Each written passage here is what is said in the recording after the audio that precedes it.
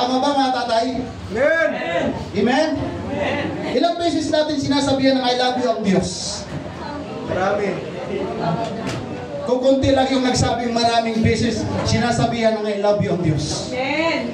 Amen? Amen. Alam niyo po mga kapatid, pag ang tao ay mahal mo, hindi ka maiyang magsabing I love you. Amen. Kaya pag mahal natin ang Diyos, normal lang na everyday, sinasabihan natin siya ng I love you. Mahirap ang I love you sa isang tao hindi mo kilala. Mahirap ang I love you sa Diyos pag hindi mo kilala ang Diyos. Pero kung kilala natin siya, masarap sabihan na I love you ang ating dakilang Diyos.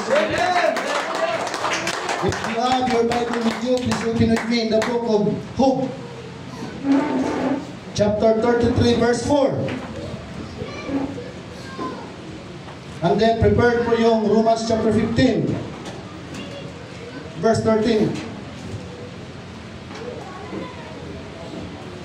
Lahat na nakakita yung sabing praise the Lord. Oh, wala pa.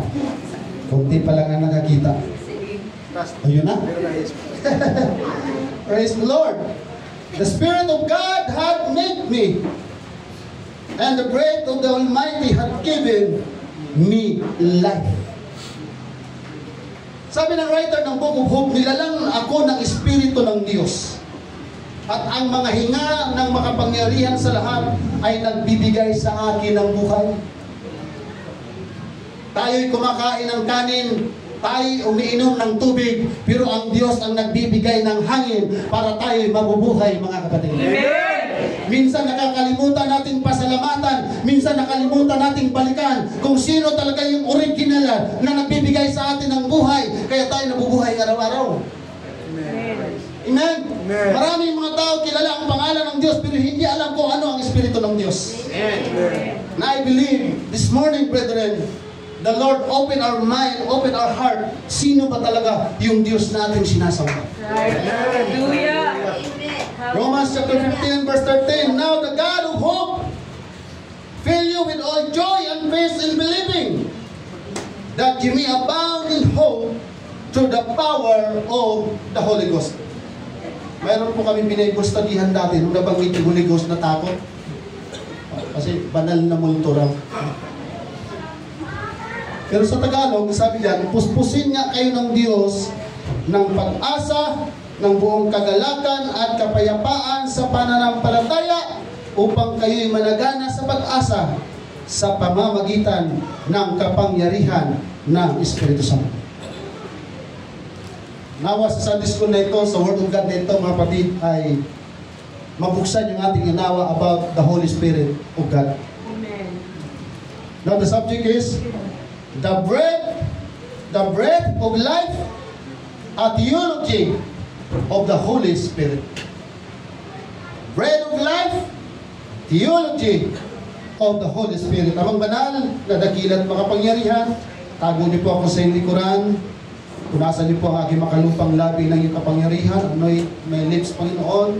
Pakabanalin mo ang iyong mga salita na habang ako'y nagtuturo, Panginoon, mabuksan ang unawa ng lahat ng mga kapatiran na nandirito ngayon kung gaano kakahalaga sa amin kung mga buhay. Hindi ka lamang namin kasama ngayon, kundi handa kang magbigay ng mga himala sa gustong maghingi ng himala at lumapit sa iyo ng kagalingan, ng kalakasan, ng iyong precision, ng iyong comfort, Panginoon. Kasama ka namin. And I believe kapag kasama ka namin, walang magagawa ang kaaway to distract us. Kapag kasama ka namin, may himala. Kapag kasama ka namin, may milagrong nangyayari. Kapag kasama ka namin, mayroong kapangyarihan ng iyong mga salita. Ikaw po ang mataas, kayo po ang maluwal. In Jesus' name. Praise God. Amen. Praise the Lord. Kumakain ka ng tatlo, sabihin mo sa kanya na miss kita. Praise the Lord.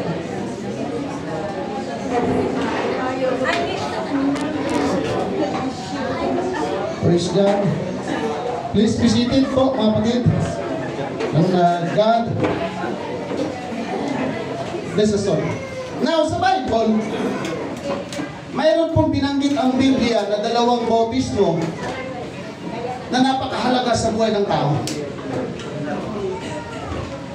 Si Jesus ay hindi po siya nagbigay ng halimbawa hindi po siya nagpabautismo kung hindi mahalaga ang bautismo. Amen? Taas ng lahat ng kamay ng bautismado na. So yung hindi, pakitaasin po. Praise the Lord. So maturity is baptized in water. In Acts chapter 2, in John chapter 3, the Word of God talk about baptism. Sa panahon ng lumang tipan, iba ang kanilang batas. Sa bagong tipan, iba ang batas, mga kapatid. At pagdating sa Diyos, pag tayo hindi marunong sumunod sa batas, may parusa. Kaya tayo mga apostolikong mananampalataya, hindi pwede na tayo sumasamba sa loob ng 10 taon, we are not baptized in water and the Holy Spirit. Kasi po, walang kwenta ang ating pagsisimba. Walang kwenta ang ating pagsasamba, pero yung essence ng paglilingkod ng ating pong pananampalataya, wala tayong unawa. Kaya marami pong mga nabautismuhan sa tubig, maging sa Espiritu, ay nawala sa paglilingkod sa Diyos dahil hindi nila alam kung gaano kasagrado ang water baptism and Holy Spirit baptism. Now the question is, water baptism and Holy Spirit baptism, nasa Bible ba? Amen. Utos ba ito ng Diyos? Hindi. Utos ba ito na dapat sundin? Hindi. Dapat sundin. Dapat sundin. Amen. Sa mga tuwid, mga kapatid, ang totoong maapostolikong mananampalataya sa Bible, ang totoong Kristiyano sa Bible, bautismano sa tubig at sa Espiritu.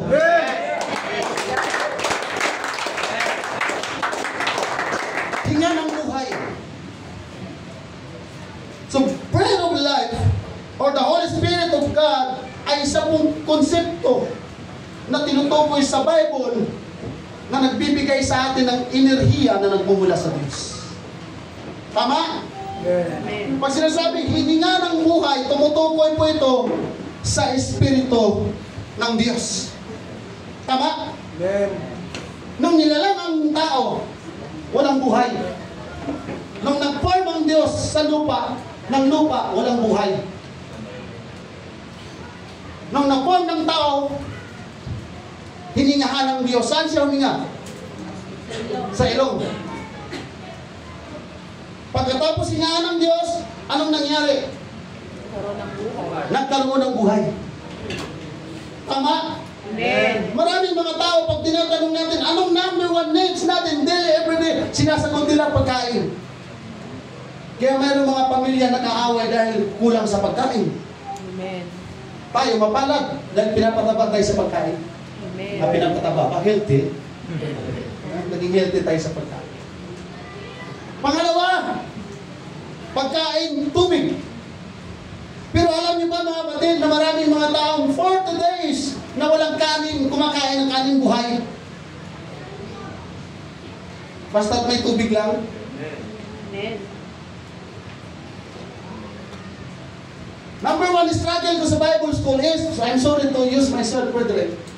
Nung mag-fasting kami ng 1 month, hindi ko kaya, Sister Chuck, dahil hindi ako lumaking Kristiyano na nagpa-fasting. So ang ginagawa, ang turo sa amin is, kakain kami isang beses lang. Sa isang araw. Ngayon, yung iba talaga is, grabe sila katibay dahil sanay silang fasting, hindi talaga sila kumakain. Pagdating ng hapunan, dahil gutom kami sa Bible school, kailangan mo magtrabaho, mag-work job ka. Pagod ka roon, kaya nagpapasting ka, kailangan mo magtrabaho. Ang daming pagkain sa standee. Ay, uubusin namin yan, dalawa kami, nakaibigan ko, Brother Billy. Ngayon, nahihiya ako, Brother Gilbert. Yung iba parang matutumpa na sa kapapasting, kami malakas pa. So, straight po yun, 1 week. Second week, lugaw na lang. And then, pagdating ng third week, tubig na lang. And then, para makumpleto yung isang buwan, mayroong 3 days and 3 nights na absolute. Walang tubig, walang lugaw, walang pagkain.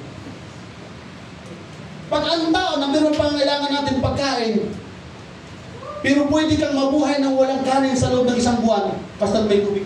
Amen. Ang tao, pwede tayong mabuhay sa loob ng 3 araw, 3 gabi, pag may tubig, at pag walang tubig.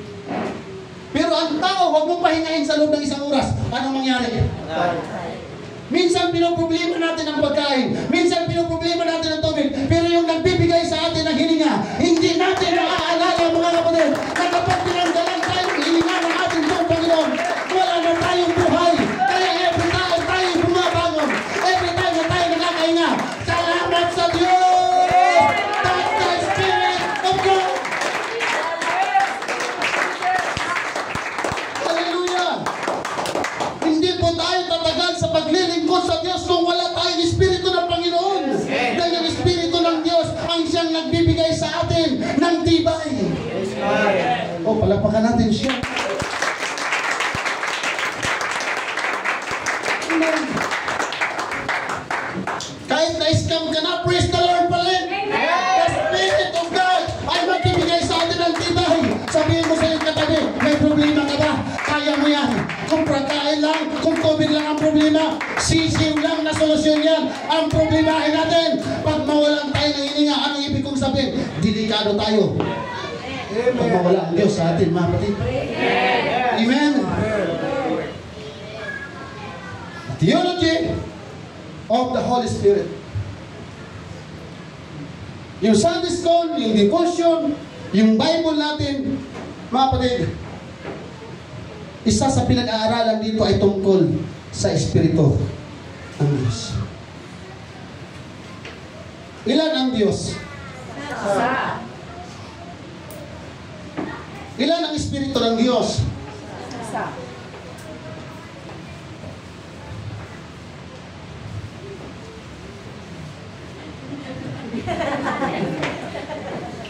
Thank you, Brother Sean.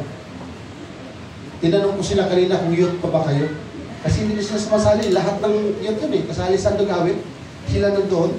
Nagtingin na sila kung youth pa ba sila o hindi. Thank you, Brother Sean. Pagpalain ka lang pala. Praise the Lord.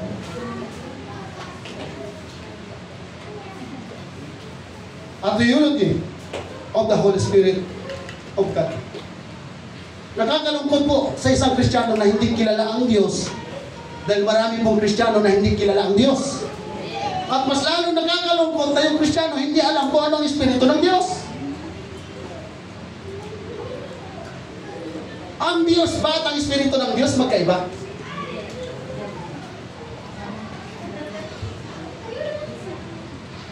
Hallelujah. Bakit kailangan natin makilala ang Diyos? Bakit kailangan natin na magkaroon tayo ng Espiritu ng Diyos? Kasi pag hindi natin siya kilala, and without the Holy Spirit of God, hindi natin alam ano ba talaga ang gawain ng Diyos sa buhay natin? Ano ba ang gampanin ng Diyos sa buhay natin? Kaya pag nakikilala natin siya, mayroon tayong Espiritu ng Diyos, walang duda mga kapatid, hindi ka talaga tatalikod sa paglilingkod sa Panginoon. Kasi kilala natin kung sino siya. Sa panahon na wala tayo, may ginagampanan ng Diyos sa buhay natin. Ang ganda ng pagtotoo ni Sister Beth. Amen. Bihira lang sa isang tao na masolusyonan kagad ang pangangailangan natin sa kapwa. Diyos lang ang kayang gumawa ng pamamaraan yan. Amen. Kaya napakasarap kilala ang Diyos. Amen. Napakasarap na mayroon tayong Espiritu ng Diyos. At napakasaya, napakaganda sa isang Kristiyano na mahal natin ang Diyos. Amen. Sabihin mo sa iyong katabi, alam mo ba ang ginagawa ng Diyos sa buhay mo? Malayo pa yung mahal na araw. Ba't parang bibirmi santo yung mukha natin? Amen? Amen. Hallelujah.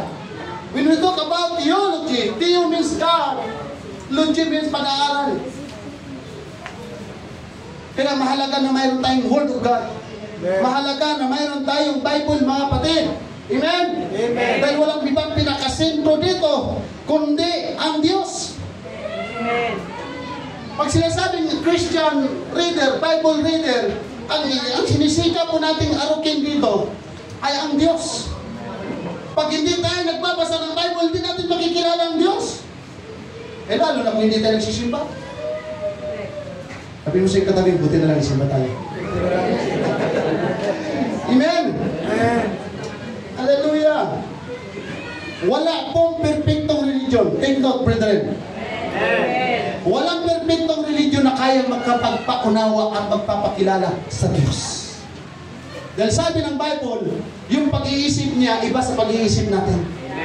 Yung talino niya, yung talino natin, kamangmangan niya sa harapan ng Diyos.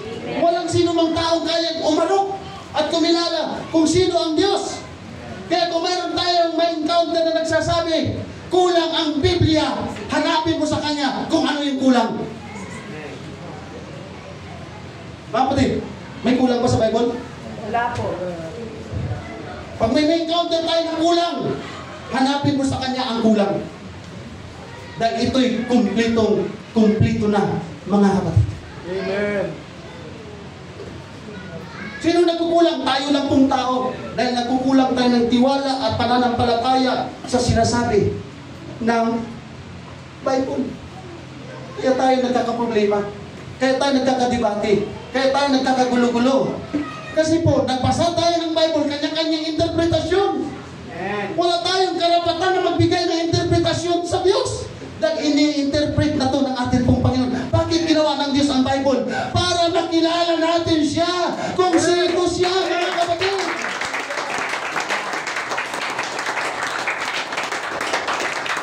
Amen?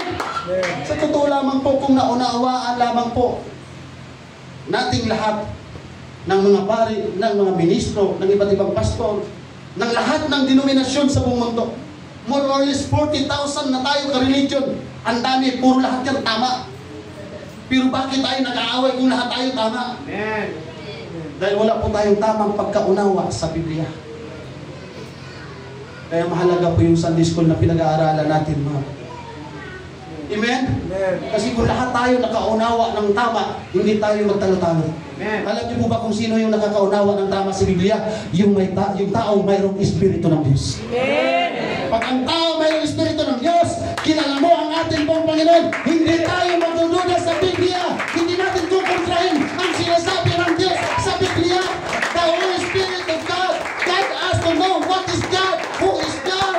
Amen. Hallelujah. Pagpapaan natin siya, no? Kaya sinasabi po ng 2 Timothy chapter 3 verse 16, ang lahat ng mga kasulatan na kinasihan ng Diyos ay mapapakinabangan din naman sa una, ano? Pagtuturo. Pangalawa, pagsansala, pagsaway. Tama po ba, mga kapatid? Sa ikatututo na nasa katwiran, upang ang tao ng, sabi mo sa katabi, tao ba tayo ng Diyos? Tayong lahat ay tao. Amen? Amen. At kinakausap tayo sa pamamagitan ng salita ng Diyos. Amen? Amen.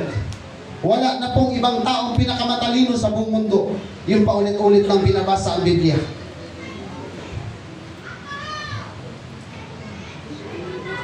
Palakpak sa nakakabasa ng Biblia.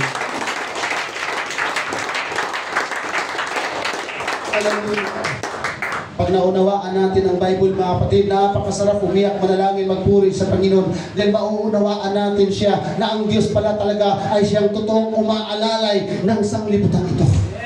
Siya ang umaalalay sa atin, mga kapatid. Siya yung Alpha at Omega, ang pasimula at ang wakas. Hindi po dalawang Alpha, hindi po dalawang Omega. Yung Alpha at Omega, hindi yan tumutukoy sa dalawang persona. Tumutukoy lamang yan sa nag-iisang persona na walang iba kundi ang ating pong Panginoong Hesus Kristo. Kaya nga siya nagkatawang tao para makilala natin siya, mga kapatid. Amen? Amen. Hallelujah! Kaya siya nagkatawang tao. Yung banal na Espiritu, nagkatawang tao para makilala natin siya. At napakapalad natin dahil kilala na natin siya.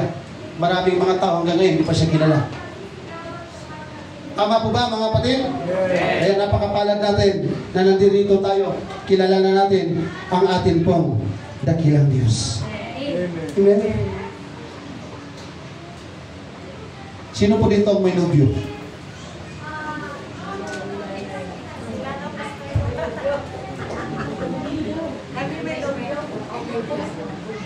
Sabi daw nila, para sweet lagi yung mag-asawa, yung nobya. Kasi pag nobya pa lang, ay ingat na. No? Pero kung nobya at nobyo pa lang bumbuga na, huwag yun na ituloy yan. Sinong may nobyo? Sinong may nobya? Di ba masaya? Sino dito mga kapatid?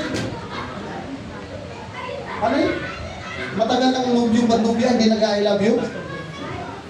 Ang gano'n ah.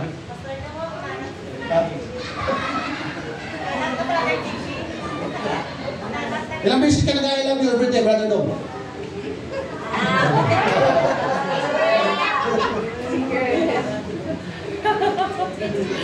Wala to single to. Pero ang magandang tanong mga kapatid, sino dito ang mayroong nobyo at nobya na di nakikita? Amen. Ba't ba ang style na dito? Di ba imposible na may nobyo at may nobya ka na hindi mo nakikita? At napaka-imposible na mag-I love you ka sa hindi mo nakikita. Amen? Bakit ka mag-I love you? Hindi mo nga nakikita eh. Bakit ka mag-I love you? Wala kang relasyon sa Kanya. Ang Diyos hindi natin nakikita. Pero bakit tayo nag-I love you? Dahil may relasyon tayo. Kailan tayo nagkaroon ng relasyon? Nung nagkatawang tao siya mga kapatid. Kaya nga pag when we receive the Holy Spirit of God, ipapaunawa ng Diyos na Diyos siya, anak tayo. Sa totoo lang, wala tayong kwenta sa harapan ng Diyos. Ngayon tayo po special na sa harapan ng ating pong Panginoon. Amen. Napakasarap magsabi, I love you Lord. I love you Jesus. Minsan nasasaktan tayo sa tao pag sinasabihan natin yung I love you. Pero pag sa Diyos natin sinasabihan natin siya, I love you Jesus, I love you Lord. Lalo lang natin pinapaugnay yung ating pong pagmamahal sa Diyos. Amen. Pwede bang natin sumigaw, I love you Jesus? I love you Jesus! Parang ang lakas yung sumigaw yung may umakyat sa bundok. Gusto mo bang malaman kung gaano kita kamahal? Ha? Di ba pumatong na buha si Brother Evan, Sister Mariel? Di ba niya sinisigaw, oh Mariel, I love you so much! Pag nag-I love you tayo sa Diyos, mga kapatid, tutubigay ng I love you yan! I love you Jesus! I love you Lord! Palakpakan natin siya. Kailangan maunawaan natin yung proseso. Kasi po, pag hindi natin maunawaan yung proseso paano magkilala ang Diyos, kahit kailan po hindi natin masusunod ang Kanyang utos. Amen. Huwag tayo reklamo sa Kanyang utos kasi nga po hindi natin siya lubos na kilala. Pero pag nakikilala na natin siya, napakasarap pong sumunod sa Panginoon. Amen. Nung nakaraan is, ang counting ng ating faith promise Sister Chat is 93 to 94,000. Biglang nag-chat sa akin, Sister Ellen, Pastor, nag-review ako. Binilang ko ulit. More or less, 126,000 pala. Ang promise ng UPCLP nung linggo.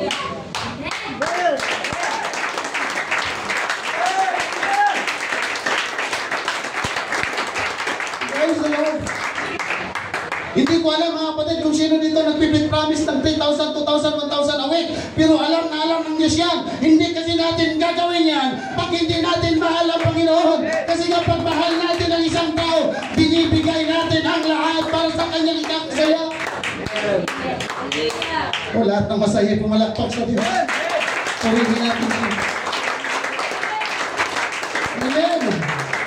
Hindi po natin kayang arukin, hindi po natin kayang sukatin ang Diyos natin pong pinaglilingkuran mga kapatid. Kaya po marami pong nagkagulo-gulo dahil pinipilit na kilalanin siya kahit hindi niya kaya. Kaya nga po gumawa na ng Bible at nagkatawang tao siya para makilala natin siya. Totoo ba?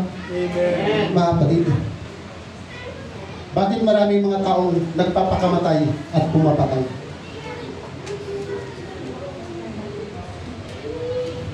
Bakit maraming mga taong nagpapakamatay at bakit maraming mga taong pumapatay? Kasi po hindi kilala ang Diyos.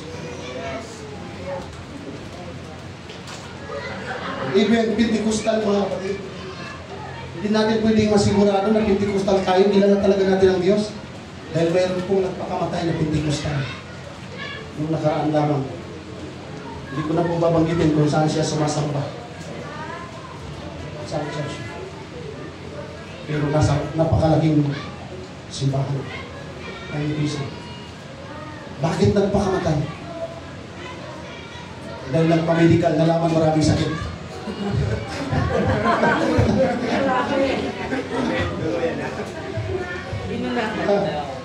Nung nagpa-medical na, ang dami ng sakit.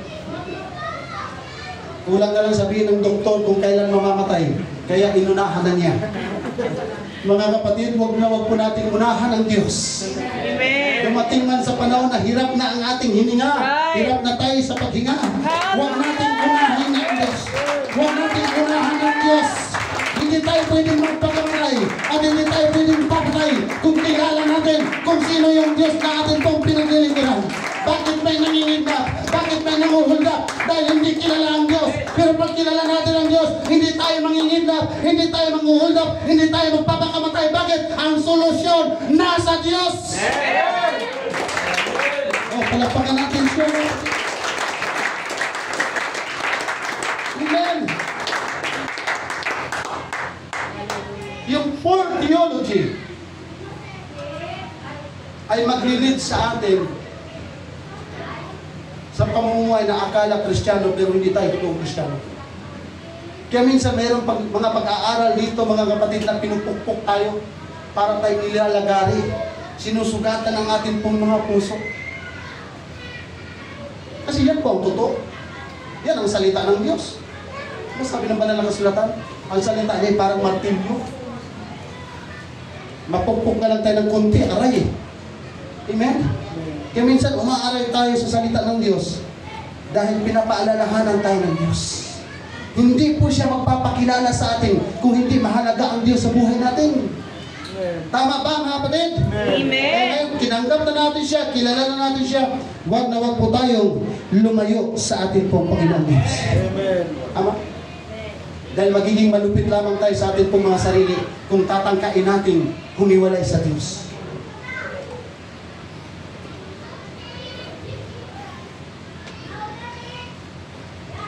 Pag dito po kayo tumayo sa likod ng pulpito, kitang-kita po kung sino yung napupuspos ng Espiritu ng Diyos at saka yung hindi.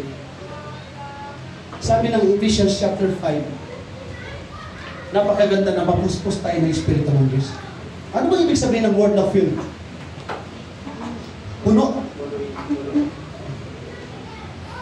Yung umaapaw, puno.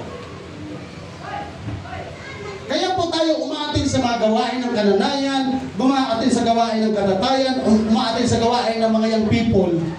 Para makikita natin doon mga kapatid, paano ba talaga sumamba ang mga taong totoong nakakakilala sa Diyos at totoong mayroong Espiritu ng Diyos. Kasi po mayroong mga tao na nagsasabing mayroon silang Espiritu ng Diyos. Pero pagdating sa pagsasamba at pagpupuri, parang kamay lang ang mayroong Espiritu. Pero yung labi wala. Yung parang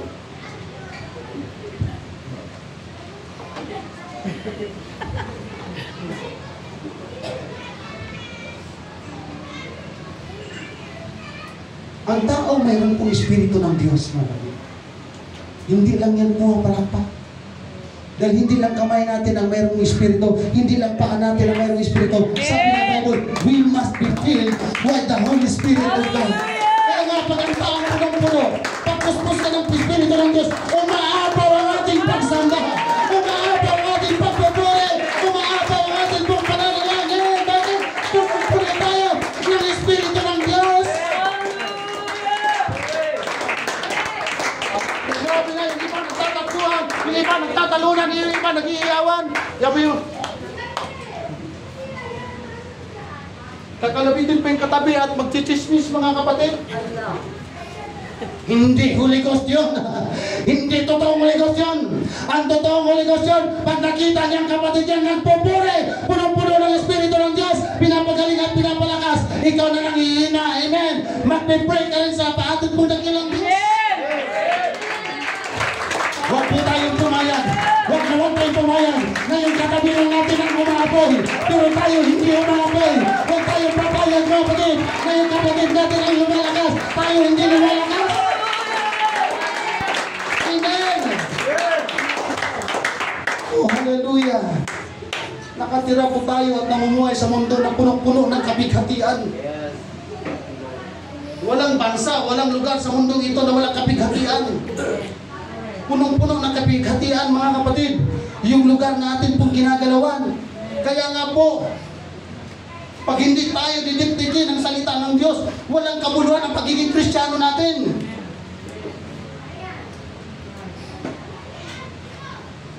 Ito ba mga kapatid?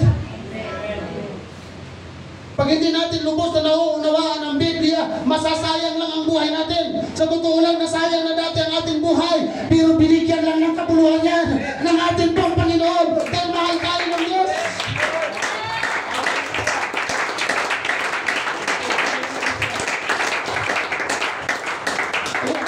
Magsikap tayo. Malapit na kami mag-senior. Aral pa rin kami ng aral. Marami pa tayo hindi alam tungkol sa Diyos, mga kapatid. Nakakita na ba kayo na nag-aaway sa Facebook? Liparan yung dato, mayroong TV na bagong-bagong, touch screen, hala, inapakan, sinira. Nakapanood kayo, hindi? Ini-scroll up na pag ganyan. Ayaw yan. Scroll up. Nagkakarambulan. Minsan yan, hindi pa nga mag-asawa, karambulan na eh.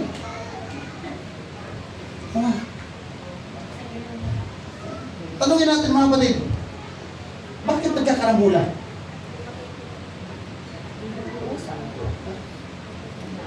Bakit nag-aaway?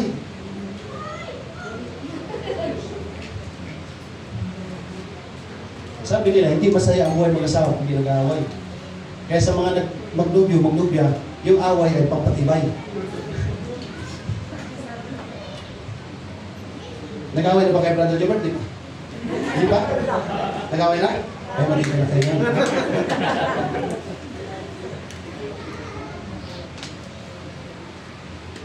Normal na magka-problema. Normal na magtalo-talo. Kasi nasa lupa pa tayo eh. Pero yung magkarambulan na tayo at magbubugan mga kapatid, hindi na po normal yun. Kahit. Amen? Amen. Kaya kung mayroon pang magbabasag ng plato, hindi. Bumili na lang tayo ng plato na hindi mababasag. Alam niyo po ba kung bakit nagkakarambulan? Bakit nagbabasagan ng kanilang mga gamit? Ang hirap ipundar, babasagin. Bakit nagkakarambulan? Dahil walang spiritualness. Pag ang tahanan natin, mga kapatid, pag ang puso natin pinapanahanan ng Espiritu ng Diyos, kahit gaano kalaking problema, maaari may konting argumento, pero hindi tayo uuwi sa babagsagan. Bakit? Tatawagin natin kung sino yung Diyos na ating pong pinagdilikuran para ayusin ang ating pong mga pinagdadaanan. Palagpakan natin ang Diyos, mga kapatid. Hallelujah! Ang mga Kristiyano pinapanahanan ng Espiritu ng Diyos ay hindi na pwedeng mahiwalay sa Panginoon. Kaya pinamahalandakan ni Apostol Pablo sa aklat ng Romans na kahit kagutuman man, kahit kawalan, kahit kahirapan, kahit sakit, kahit kamatayan, walang pwedeng magpahiwalay sa mga totoong apostolikong mananampalataya sa harapan ng ating pong Panginoon, Hesus Kristo, mga kapatid. Kaya nakakalungkot sila pag hindi sila makakalaya doon sa pananampalataya na tinatawag na poor theology.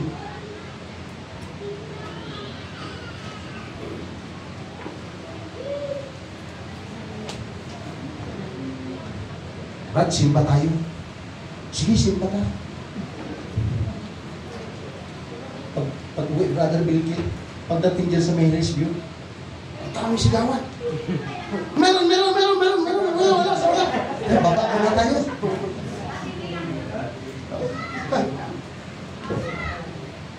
Sa loob ng church, praise the Lord, hallelujah!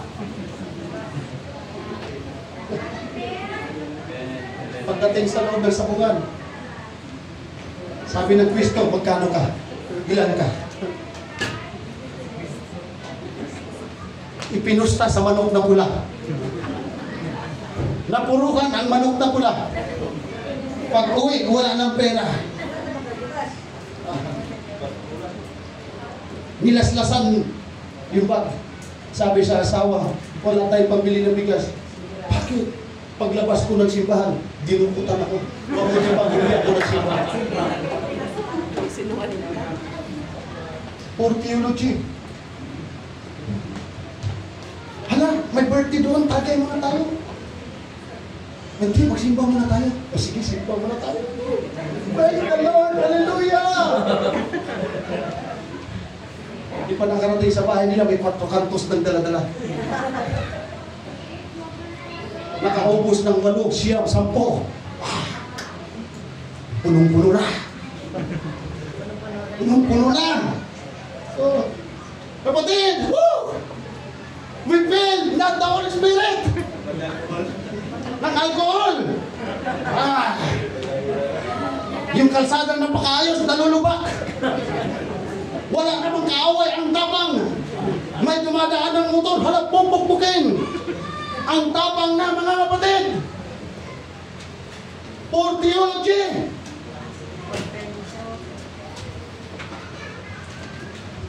Yung totoong puspos ng Espiritu ng Diyos, hindi ka mamumuhay ng makademonyong pamumuhay. Amen!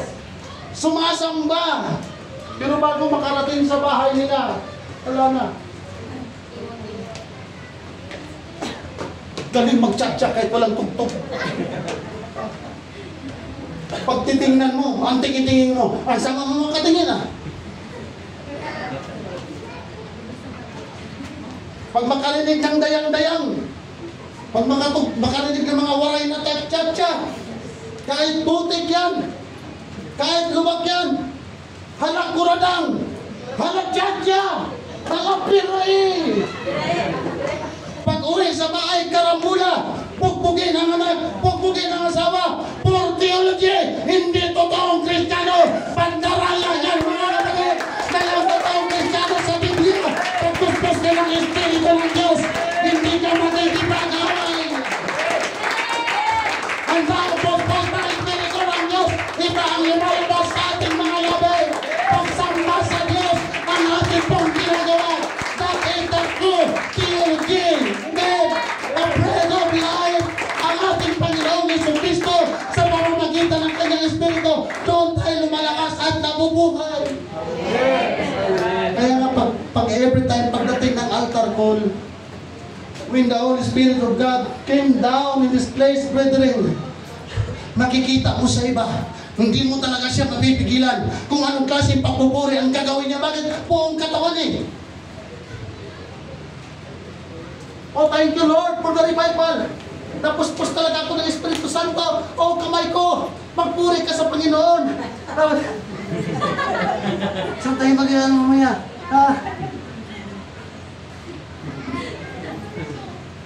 Sa kanilang mga simbahan tahimik.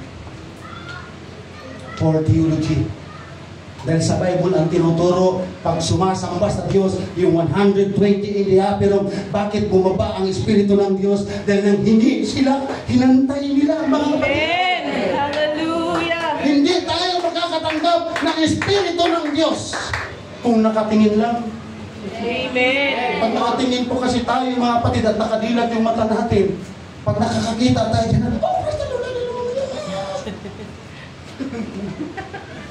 It is normal para sa mga baguhan. Amen! Pero yung 30 years, 40 years, 20 years, 10 years, 5 years, duda na ako dyan mga kapatid. Napakasarap sabihin na niligtas tayo ng Panginoon. Napakasarap sabihin na pinatawad tayo ng Diyos sa atin pong mga kasalanan. Pero hindi lamang po nagtatapos sa kaligtasan ang Diyos. Amen! Hallelujah! Yes, pag tayo na bautismo sa tubig, may isa pa.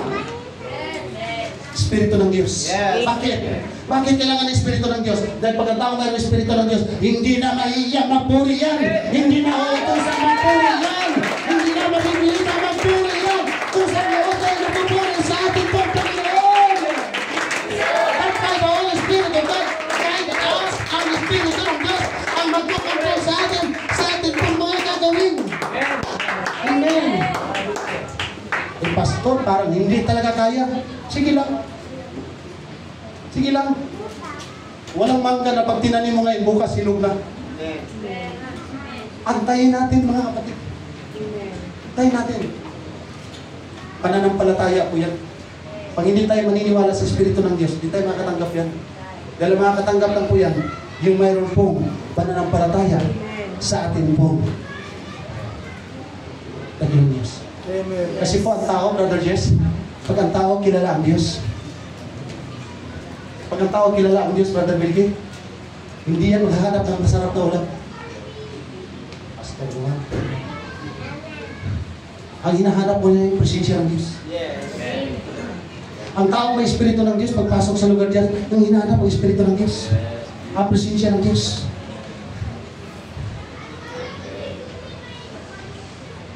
Pag naglalaro ka ng Bible school, pag naglalaro ka ng basketball, pag nanguhaw ka, ang hinahanap mo? Tubig. Ang Kristiyanong pagod mula Lunes hanggang Sabado. Pagod tayo lahat. Amen. Uhaw tayo sa presensya ng Diyos. Kaya pagdating dito sa Diyos, makikita mo kasi na yung mga uhaw. Yung mga uhaw ng Panginoon. Yung mga uhaw sa Kristiyan. Yung mga uhaw na nakakit sa presensya ng Diyos. Kaya ang Espiritu ng Diyos ang nagbibigay sa atin ng lakas. Ang Espiritu ng Diyos ang nagbibigay sa atin ng buhay. Amen. Kung hindi tayo malaron sa paglilingkod sa Diyos, Sister Maril, sa paglilingkod, baka nagmura na tayo, na-scam na tayo. Amen. Pero mo, in-scam ka na, inutangan ka pa. Diba? Pero sige lang, praise the Lord. Purihin ka. Purihin ang dakilang Diyos. Salamat! Salamat sa Diyos, mga kapatid. At dahil sa kanyang Espiritu, tinuruan niya tayo magtiis. Tinuruan niya tayo magpatawad. Tinuruan niya tayo magpakatatag. Salamat po sa ating pong Panginoon. Oh, hallelujah, hallelujah.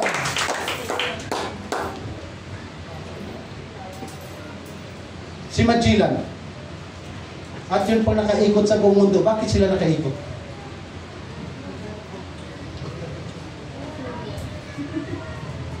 Paano nila nalaman na bilog ang mundo? Ano ba ang mundo? Bilog o apat na sulok? Bilog. Kasi mayroong iba, naikot na niya ang apat na sulok ng mundo. Apat na sulok. Bakit sila si Magellan nakarating sa ating bansa? Sino pa yung mga manlalaya? Anong ginamit nila? Cellphone. Barko. Thank you, Sister Lynn. Google Map. Navigate. Pwede kang makasakay sa barko, pero hindi ka makarating sa lugar na hindi mo alam. Sino yung sumagot? Ayun. Thank you po. Tersoni, kumpas. Alam niyo po ba napakatalino yung nag-invento yan? Napakatalino niyan. Kahit wala ka makitang puro dagat na, sa gitna ka ng dagat, wala ka na makitang isla, wala ka makitang palatandaan. Pag-aslong na nasa kumpas ka, hindi ka maliligaw. Sabi nga ng kwento mayroong apprentice sa barko. Hindi siya marunong tumingin ng kumpas. Sabi niya, Kap, anong gagawin ko? Basta diretso mo lang. Hindi ba tayo bababa? Bakit hindi tayo bababa lang? Diretso mo lang. Tingnan mo lang yung kumpas. Kap, hindi ako marunong tumingin ng kumpas. O tingnan mo na lang yung buwan. Pag nakadiretso ka sa buwan, hindi ka mababang ka dyan. Tulog kayo yung kapitan. Diretso. Ay, yung buwan patiwik na. Sabi niya, saan kasi Kap, pag gumigising, yung barko lalagpas na sa buwan. Kaya sabi niya, diretso lang sa buwan. E tulog yung mga kasama. Ang ginawa, binuksan yung mga tubig sa barko na pumasok. Karambula sila, nagkagulo sila. Lunubog yung buong barko. Sabi na, Kapitan, ano nangyari? Tulog kasi kayo, Kap. Eh bakit lunubog tayo? Ba't nakatingala yung barko? Sabi mo kasi, huwag kang umiwalay sa buwan. Ilalagpas na tayo sa buwan. O kita mo papalubog tayo, pero nakasintro pa rin sa buwan. Mga kapatid, bakit yung aeroplano nakakalanding sa lugar na pagwaruunan nila? Wala man yung nakikita, wala mang kalsada yung eroplano sa taas. Dahil mayroong mga aparato. Pag hindi ka lumihis sa aparato, tama yung destinasyon mo. The Bible is our roadmap to heaven. Paglihis ang ating pag-unawa, paglihis ang ating pang pagsunod, sintang ang ating paglilingkod, hindi natin pagkikilala ang Diyos at hindi natin alam kung ano ang Espiritu ng Diyos. Pero pag hindi tayo lihis sa Bible, mga kapatid, ang sarap pagpore. Kaya mahirap pagpore. Kung alam mo niluloko ka, pag alam mo niluloko tayo, ang hirap. Pero dahil nasa tama tayo, kapatid, ang sarap pagpore. Sumagpas sa ating kagiyang Diyos. Palapakan natin siya, mga kapatid. Ikaw pinag-alay. Ang Espiritu pa ng Diyos ang siya gumagay sa atin araw-araw. Siya po ang nagtuturo sa atin para maunawaan natin ang Bible, mga kapatid. Kasi kahit gaano kagagaling yung tagapagturo natin sa likod ng pulpito, without the Holy Spirit of God, hindi natin talaga maunawaan ang salita ng Diyos. Magkurap-kurap na lamang akong mata. Magulog ka na, parang nakaantok ka na, mga kapatid. Pero pag alam natin, nasa totoo tayong pagsimba, natututo tayong pagsamba. Amen? Na kumikilos ang Diyos. Alam natin ang buhay na buhay ang Diyos, mga kapatid. Amen? Parang ayaw mo nang patapusin si Pastor. Parang gusto mo nang pagpuri sa atin po ng ilang Diyos. Amen? Sino ka ba hindi masaya? Sigurado na tayo. Buhay na walang hanggan ang pagkakawa natin. Totoo ang tama yung destinasyon na ating pupuntahan, mga kapatid. Palagpahan natin ang ating dakilang Diyos. Sabihin mo sa iyong katabi, ilang taon ka nang naglingkod sa Panginoon. Sabihin mo, ilang taon ka nang naglingkod sa Panginoon. Sabihin mo sa Kanya, ang tibay mo, ang tibay mo, ang tibay mo. Ang totoo, hindi tayo matibay. Pinapatibay naman tayo ng Espiritu ng Diyos. Pinapatibay tayo ng salita ng Diyos. Pinapatibay tayo ng katotohanan. Dahil ang salita ng Diyos ay katotohanan. Totoo yung Diyos. Nakatid mong sinasamba, mga kapatid. Hallelujah! Yung Diyos na atin pong pinupuri, ang sabi ng Bible, 2 o 3, kasama siya. Palapakan natin siya. Pinapatapag po tayo ng Espiritu ng Diyos. Araw-araw, sabihin mo sa iyong katabi, kailangan natin ng Espiritu ng Diyos. We need the Holy Spirit of God. You need the Holy Spirit of God. Kailangan natin yan, mga kapatid. Kailangan pa natin aasamin every time na nandito tayo sa pagpupuli at pagsamba. I-desire natin, ipag-pray natin, Lord, gusto kong maranasan ang maranasan niya. Gusto kong maranasan ang pagpupuli na ginagawa niya. Gusto kong maranasan ang pagsamba na kanyang ginagawa. We need to be baptized of the Holy Spirit of God. Mga kapatid, para tumagal po tayo sa paglilingkod. Kahit maraming pagsubok, kahit maraming Islam, tatagal tayo sa paglilingkod because of the Holy Spirit of God. Sa sabi ng Acts chapter 1, verse 8, the Holy Spirit of God is the power. Anong power? Hindi yung kumakain tayo ng apoy, hindi yung umaapak tayo sa bubog. Ang kapangyarihan ng Diyos ang nagbibigay sa atin ng tibay, na kahit nahihirapan ka ba, naglilingkod ka pa rin. Na kahit nangihina ka, naglilingkod ka pa rin. Kahit nasasaktan ka na, naglilingkod ka pa rin. Yun yung power ng Espiritu ng Diyos. Tuturuan tayo, maging matibay, mga kapatid.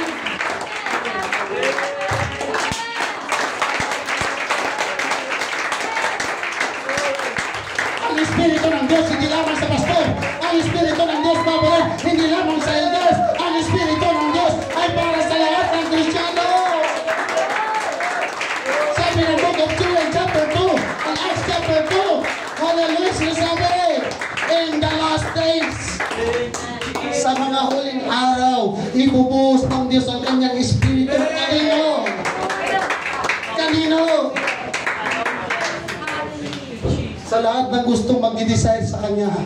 Dahil pag ayaw natin ng Espiritu ng Diyos, di man siya mamimilit, mga kapatid. Lahat ng mga tao sa Bible na may Espiritu ng Diyos, matibay. Lahat ng mga tao may Espiritu ng Diyos sa Bible, matibay. Matatawag sila, mga kapatid, na hanggang sa kanilang kamatayan, hindi nila pinagpapalit ang Diyos. Hindi tumatalikod sa Diyos. Nakakarinig na ng masakit. Nahihirapan na. Nasasaktan na.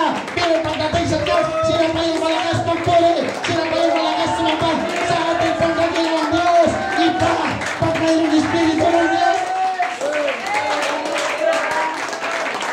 Sige pa mga